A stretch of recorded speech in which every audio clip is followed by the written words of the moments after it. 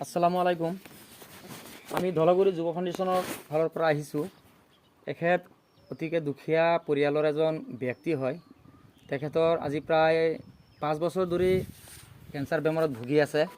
সেয়ে আমি ধলাগুৰি যুৱ ফাউণ্ডেশ্যনৰ ফালৰ পৰা তেখেতৰ ঘৰত আহি খা খবৰ লোৱাৰ লগতে তেখেতক আমি অলপ কিঞ্চিত পৰিমাণে সহায়তা কৰিলোঁ। আৰু আমি অনুৰোধ কৰোঁ ধলাগুৰি যুৱ ফাউণ্ডেশ্যনৰ ফালৰ পৰা যে তেখেতৰ কাৰণে আপোনালোকে সকলোৱে অলপ দোৱা কৰিব, যাতে সোনকালে সুস্থ হৈ আমাৰ মাজত পুনৰ ঘূৰি আহিব পাৰে। আৰু তেখেত যিহেতু দুখীয়া পৰিয়ালৰ পৰা বিলং কৰে, সেয়ে আপোনালোকে আমাৰ পেজত যি ভিডিঅ' আছে, ভিডিঅ'ৰ ওপৰত আপোনাৰ স্কেনাৰ দিয়া থাকিব। স্কেনাৰত আপোনালোকে যেনে ধৰণে হ'লেও আপোনাৰ 1 টকাই হওক, 5 টকাই হওক, 10 টকাই হওক, এই মানুহজনৰ জীৱন হয়তো সুস্থ কৰিব পাৰে।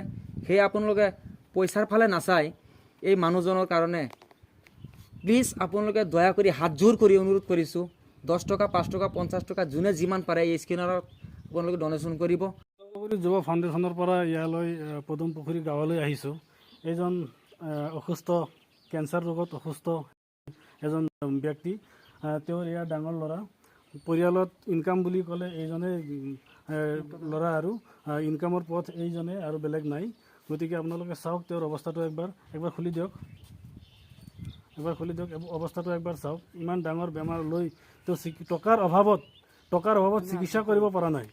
আপোনালোকৰ 1 টকাই হয়তো এজন মানুহৰ জীৱনটো বচাই দিব পাৰে। আপোনালোকে গুটকা, বিড়ি, চিগাৰেট, পাণ, তামোল আদি হোটেলত চাহ খাই যিমান টকা খৰচা কৰে দিনত, তাৰে যদি 5 টকা 10 টকা দি যদি এইজন ব্যক্তিক সহায় কৰে, হয়তো আপোনাৰ এই 5 টকাই একজন মানুহৰ জীৱন ঘূৰাই আনিব পাৰে আমাৰ সমাজলৈ। গতিকে সকলোকে বিনম্ৰ অনুৰোধ জনাইছোঁ, আমাৰ এই ভিডিঅ'ৰ জৰিয়তে যাতে তেওঁৰ জীৱনটো ঘূৰাই পায়, সেইখিনি আপোনালোকে মনত ৰাখি আৰু 5-10 টকা মাত্ৰ দি সহায় হ'লেও কৰিব প্লিজ। ধন্যবাদ। নমস্কাৰ। আজি আমি ধলাগুৰি যুৱ ফাউণ্ডেশ্যন সকলোৱে মিলি ভৰচলা সমষ্টিৰ পদ্মবিল গাঁৱত আহিছোঁ। এজন কেঞ্চাৰ ৰোগী আক্ৰান্ত বেমাৰীক চাবলৈ আহি চালোঁ, তেখেতৰ অৱস্থা বৰেই বেয়া। তো আমাৰ ফাউণ্ডেশ্যনে যিমানটো পাৰিছোঁ আমি সহায় কৰিছোঁ, অলপ কিঞ্চিত পৰিমাণে সহায় কৰিছোঁ। আৰু আপোনালোকক আমি অনুৰোধ জনাওঁ যে আপোনালোকে যোনে যোনে আমাৰ এই ভিডিঅ'টো চাই আছে, এই মানুহজনক আপোনালোকে অলপ হ'লেও সহায় কৰক। আপোনালোকৰ 10 টকা, 20 টকা, কাৰোবাৰ 50 টকা, এই অলপ সহায়ে এটা পৰিয়ালৰ মুখত হাঁহি ঘূৰাই আনিব। আপোনালোকে সকলোৱে অলপ পৰিমাণে সহায় কৰক। আপোনালোকক সকলোকে অনুৰোধ জনালোঁ। ধন্যবাদ। আসসালামু আলাইকুম। সমূহ ৰাইজলৈ আমাৰ ধলাগুৰি ফাউণ্ডেশ্যন তৰফৰ পৰা আন্তৰিক অভিনন্দন জ্ঞাপন কৰিলোঁ।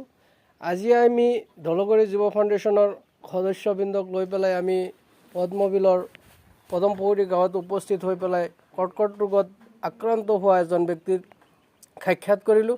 সাক্ষাৎ কৰি পেলাই চালোঁ যে মানুহজনৰ পৰিয়ালৰ বহুত দুখীয়া পৰিয়াল, দিনত এমুঠি খাবলৈ নোপোৱা হৈ গৈছে। তেখেতে চিকিৎসাৰ অভাৱত তেখেতৰ কৰ্কট ৰোগটো বহুত জটিল অৱস্থাত আছে। এতিয়া আমাৰ ধলাগুৰি ফাউণ্ডেশ্যন তৰফৰ পৰা কিঞ্চিত পৰিমাণে সহায় কৰিলোঁ। আৰু আমাৰ এই পেজত যোনটো স্ক্ৰীনাৰ বা মোবাইল নম্বৰ দিয়া হ'ব, আপোনালোকে 5 টকা আৰু 10 টকা যিমান পাৰে সহায় কৰি এই পৰিয়ালটোৰ অৱস্থা পুনৰ ঘূৰাই আনিবৰ কাৰণে মই সমূহ ৰাইজলৈ আন্তৰিক আৰু অনুৰোধ